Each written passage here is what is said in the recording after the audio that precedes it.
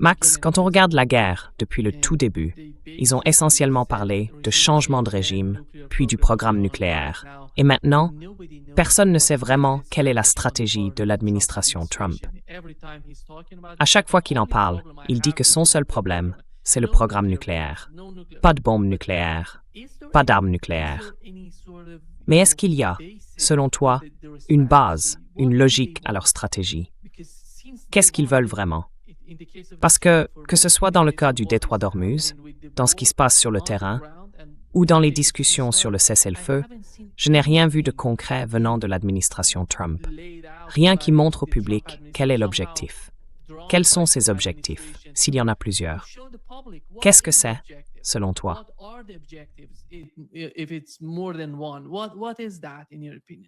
Trump doesn't care, and he never cared. Trump s'en fichait.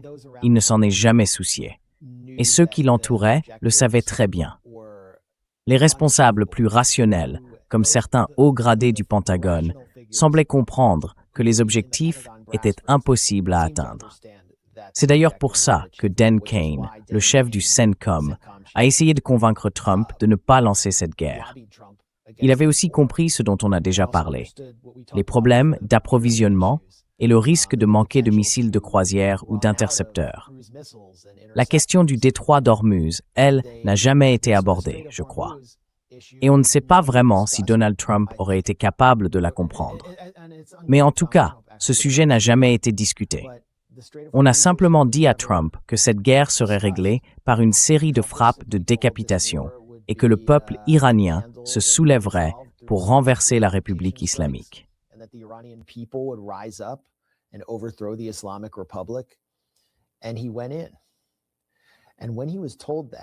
Et il est entré. Et quand on lui a raconté que lors de réunions avec Netanyahou, celui-ci s'asseyait à la tête de la table, comme l'a rapporté le New York Times, ça ne m'a pas surpris. Ça faisait écho à un article qu'on avait publié dans The Grey Zone un an plus tôt, sur la façon dont Trump avait été un peu manipulé pendant la guerre des 12 jours. Netanyahou s'installe donc à la tête de la table, dans la salle de crise de la Maison-Blanche, avec derrière lui le directeur du Mossad, David Barnea, en visioconférence. Et là, il dit à Donald Trump que tout ça peut être réglé très facilement, avec une série rapide d'assassinats. Ils ont les coordonnées du dirigeant iranien. Il sera à son bureau le 28 février. Il faut lancer l'opération maintenant. On peut le faire, et après, tout sera terminé.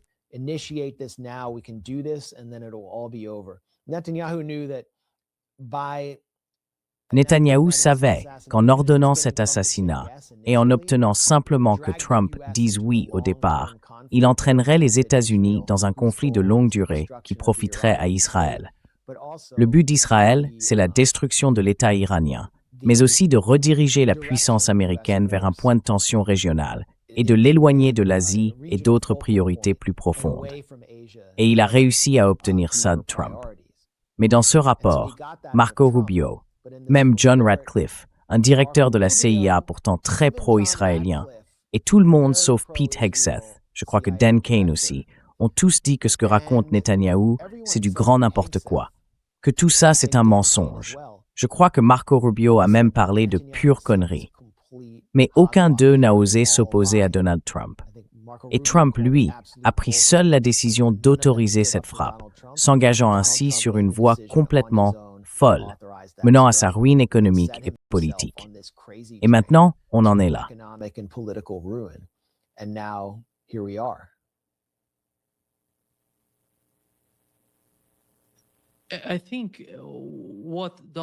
Je pense que ce que Donald Trump essaie de faire, c'est, parce que beaucoup de gens disaient que Netanyahou, et d'ailleurs je l'ai souvent dit moi-même, que Netanyahou dirige le jeu à Washington. Mais Donald Trump ne se rend pas service. À chaque fois qu'il prend la parole, il dit qu'il n'y a aucune différence entre Donald Trump et Benjamin Netanyahou. À ce moment précis, comment voyez-vous l'administration? Y a-t-il, selon vous, une différence entre l'administration Trump et celle de Netanyahou?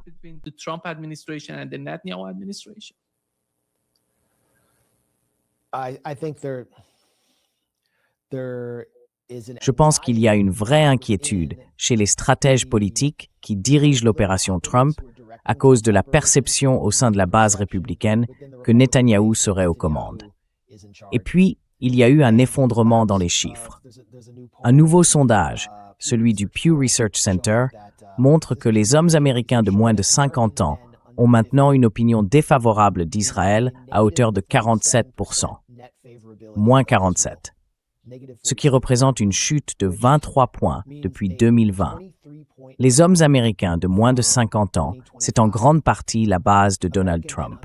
Enfin, une partie de sa base, les hommes blancs.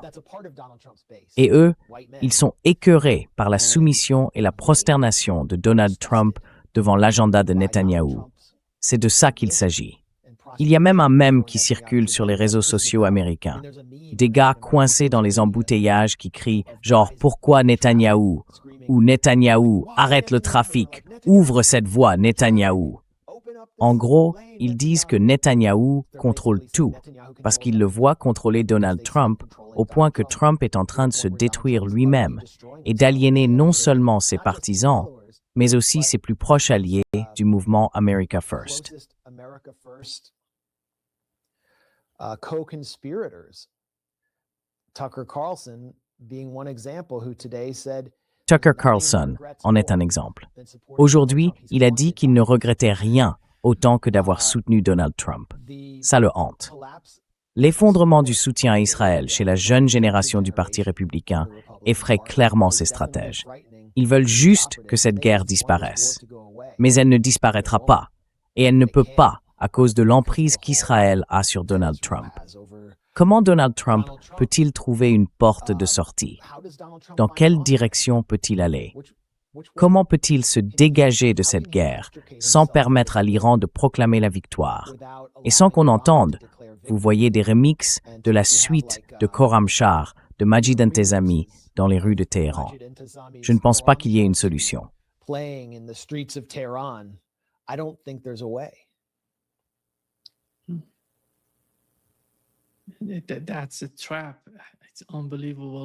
C'est un piège.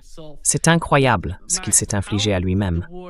Mais Max, regarde comme la guerre a transformé le Moyen-Orient, avec toutes ces grandes et magnifiques bases américaines installées depuis si longtemps dans les pays du Golfe.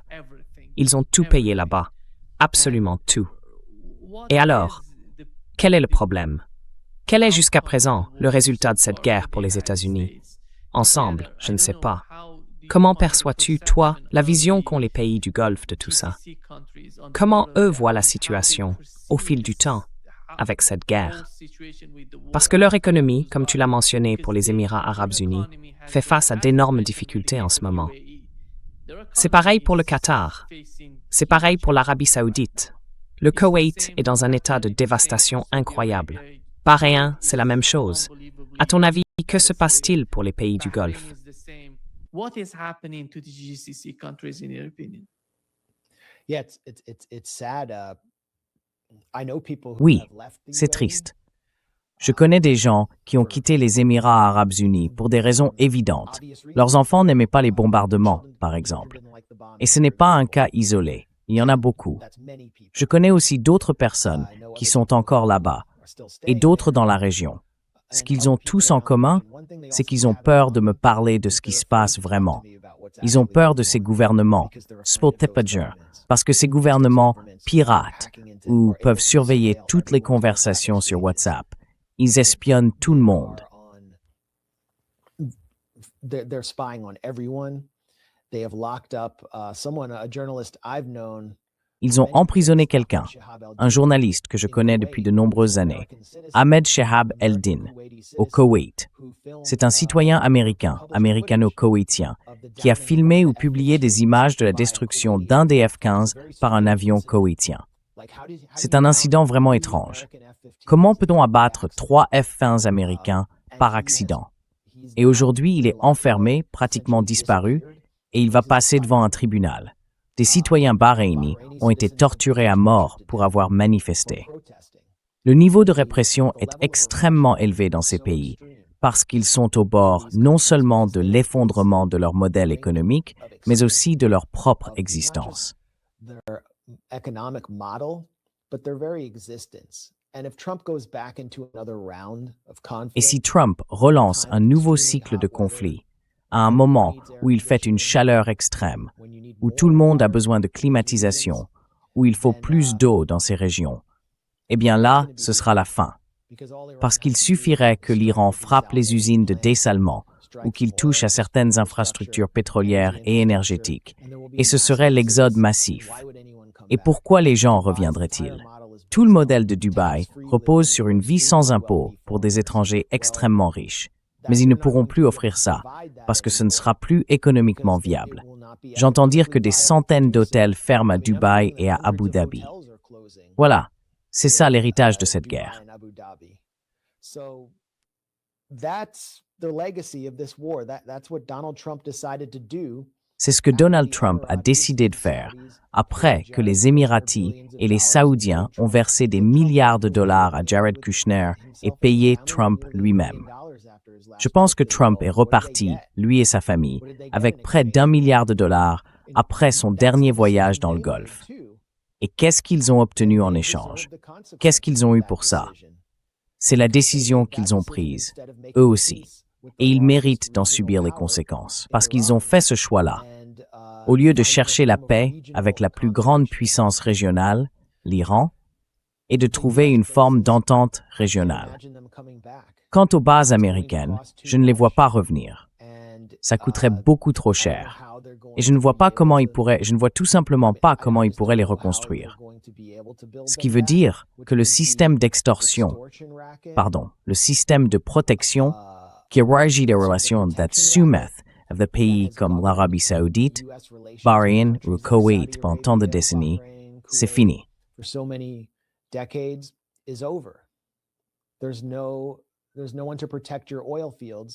Il n'y a plus personne pour protéger vos champs de pétrole. Et ces bases servaient aussi à protéger ces dictatures détestées contre leur propre population. Donc, elles vont devoir gérer leur peuple autrement. Et je ne pense pas que la famille Al-Khalifa ait la moindre réponse à ça.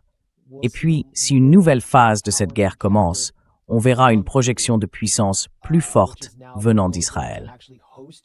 Et si elle, qui propose maintenant d'accueillir directement des bases américaines sur son propre territoire, en alternative, par exemple, à la base aérienne d'Al-Udeid au Qatar ou à celle d'Al-Salem au Koweït.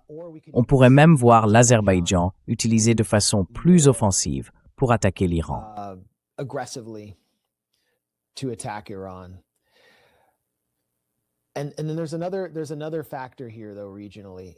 Et puis, il y a un autre facteur, régional cette fois, qui mérite d'être mentionné.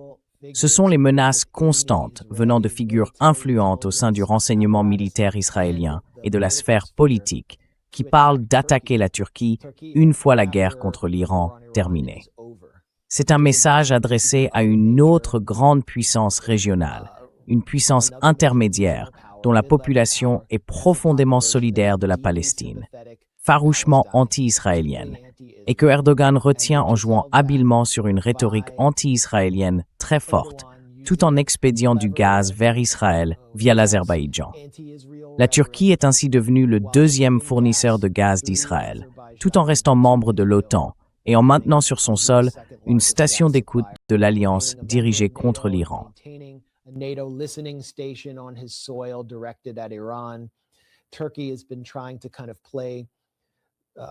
La Turquie essaie, sous la direction de l'AKP, d'apaiser la colère et l'indignation du public après avoir vu le génocide à Gaza, tout en cherchant à s'attirer les faveurs de ses maîtres impériaux pour éviter l'effondrement d'une économie profondément liée au système financier occidental.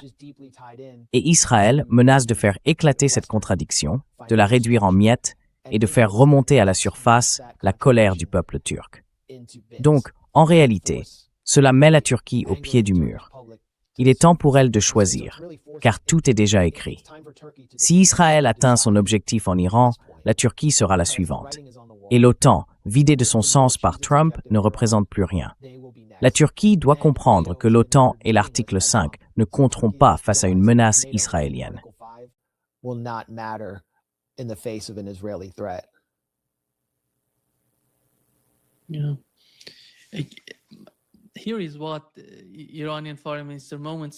Voici ce que le ministre iranien des Affaires étrangères vient de publier sur X.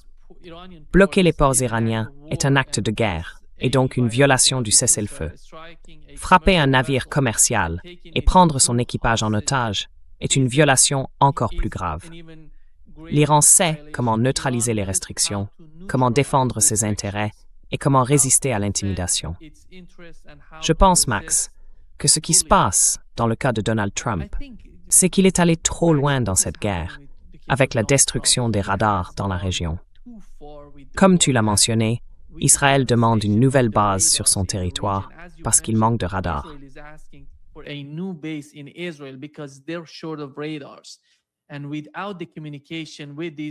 Et sans communication avec ces radars, les systèmes de défense aérienne ne peuvent pas fonctionner correctement. Et ce n'est pas tout. Il manque d'intercepteurs, et il y a beaucoup de rapports venant d'Israël. On ne voit pas beaucoup d'images en provenance d'Israël montrant à quel point cela a affecté ou dévasté certaines zones du pays. Mais d'après les informations, Israël doit dépenser énormément d'argent pour reconstruire ce qui a déjà été détruit. Et fabriquer de nouveaux radars, construire de nouvelles bases, ça ne se fait pas du jour au lendemain. Ça va prendre du temps. C'est pour ça que je pense que Donald Trump est dans une situation très difficile, presque désespérée, parce qu'il doit conclure un accord.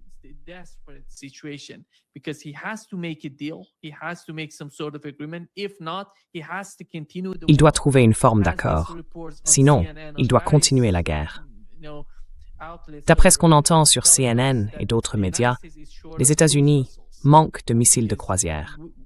Quand on regarde les capacités offensives et défensives, les radars, et la possibilité pour Donald Trump d'obtenir un accord dans la situation actuelle du détroit d'Ormuz et sur le programme nucléaire iranien, je trouve que c'est très difficile pour lui de sortir du piège qu'il s'est lui-même tendu. Il essaye de faire passer l'idée qu'il est en train de gagner, d'une manière ou d'une autre. Comment voyez-vous le chaos qu'il a créé autour de lui? How do you see the chaos that he has made for himself? Well, I think I've been explaining how I see that. Eh bien, je pense que j'ai déjà expliqué ma vision tout au long de cette conversation. Je n'ai pas grand-chose à ajouter là-dessus. Je dirais qu'il y a plusieurs possibilités ici. Je soupçonne que le blocus des ports iraniens par Donald Trump, les attaques contre la flotte iranienne et le fait qu'il y ait déjà des navires iraniens transportant environ 160 millions de barils en mer, ce qui permettra à l'Iran de continuer à exporter du pétrole jusqu'en juillet, probablement au-delà du moment où Donald Trump pourra maintenir ce blocus sur le plan politique et économique. Tout cela me conduit à penser que Donald Trump va de nouveau autoriser une action militaire. Et ce sera une action militaire de type terroriste, visant des infrastructures civiles, parce que les objectifs militaires, eux, ont tous échoué ou se sont essoufflés.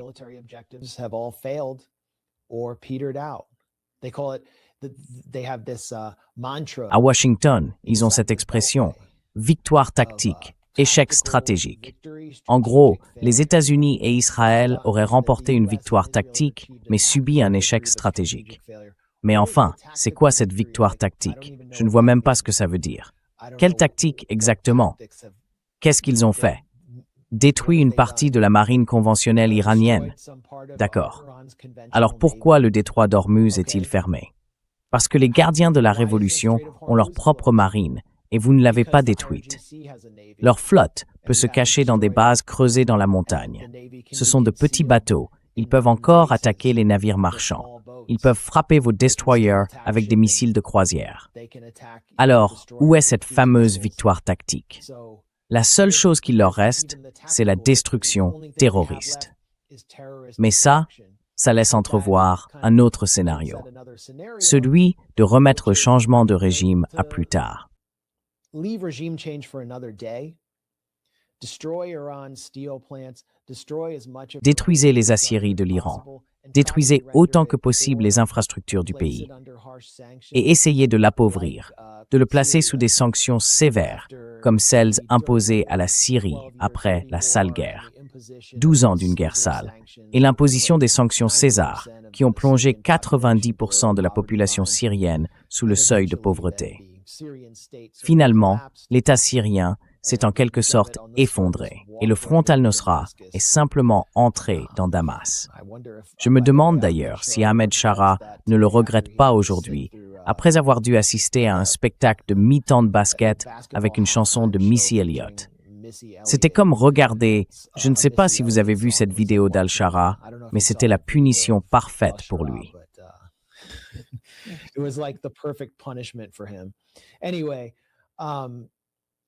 Bref, ce genre de scénario sérieux continue de planer.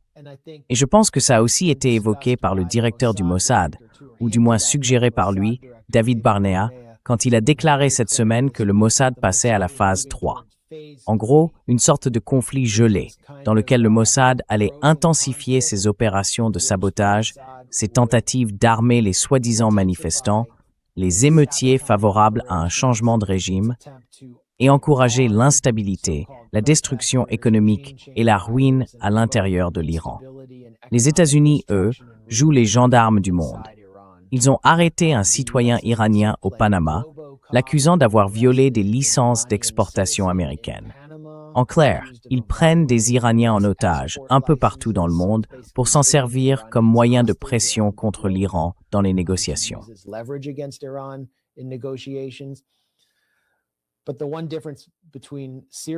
Mais la grande différence entre la Syrie et l'Iran, c'est encore une fois le détroit d'Ormuz.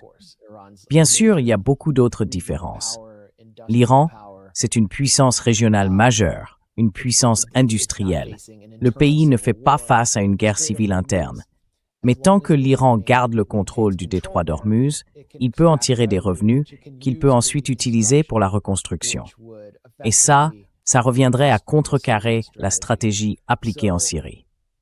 Donc encore une fois, je ne vois pas comment Donald Trump pourrait éviter une nouvelle tentative de confrontation, à moins qu'il accepte tout simplement d'écouter la raison et de faire ce que sa base et ce que le public américain souhaite. Mais ce n'est pas à eux qu'il a prêté l'oreille depuis le début de cette guerre.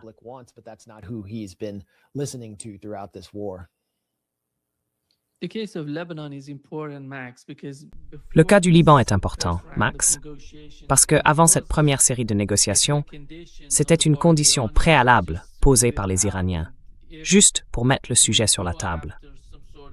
Et si on cherche à obtenir un cessez-le-feu, ce sera sur tous les fronts, absolument tous les fronts. Il parlait du Liban. Et comme on le sait aujourd'hui, il y a une sorte de cessez-le-feu entre Israël et le Liban, pendant qu'Israël trace une ligne jaune dans le sud du Liban, un peu comme ils l'ont fait à Gaza hier. Alors, comment vois-tu la situation au Liban?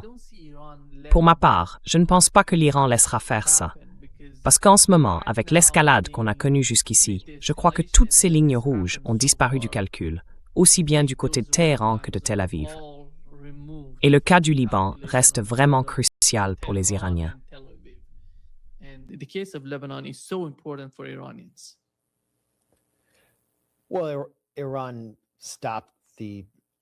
Eh bien, l'Iran a arrêté. Après le massacre du Mercredi noir, où plus de 350 civils libanais ont été tués, l'Iran a au moins exercé sa dissuasion pour garantir que cela ne se reproduise pas dans un avenir proche. Mais ce n'est évidemment pas un vrai cessez-le-feu si Israël impose une ligne jaune, applique le modèle de Gaza, détruit des villes entières. On peut voir les images publiées par l'armée israélienne depuis Aïtaroun, où leurs soldats brûlent des maisons, des commerces et incendient toute la ville pour la rendre inhabitable, afin d'imposer ce genre de zone tampon.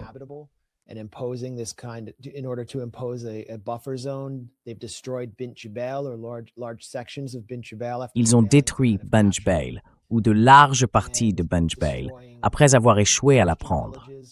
Et maintenant, ils détruisent des villages chrétiens dans tout le sud du Liban, ce qui a conduit à ces images de la profanation de Jésus-Christ par un soldat israélien, provoquant un incident international.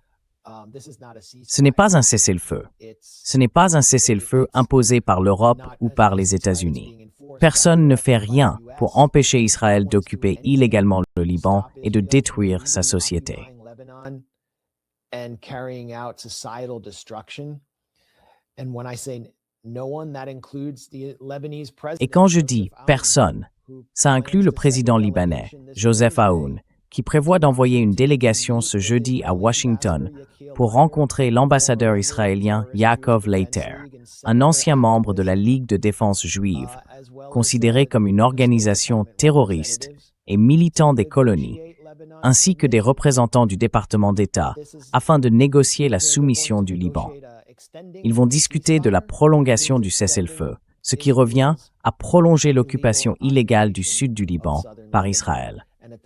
Et dans le même temps, le Liban donnera son feu vert à de nouvelles violences, en réclamant le désarmement du seul groupe qui avait défendu le sud du pays contre ce type de terrorisme et de guerre religieuse, le Hezbollah.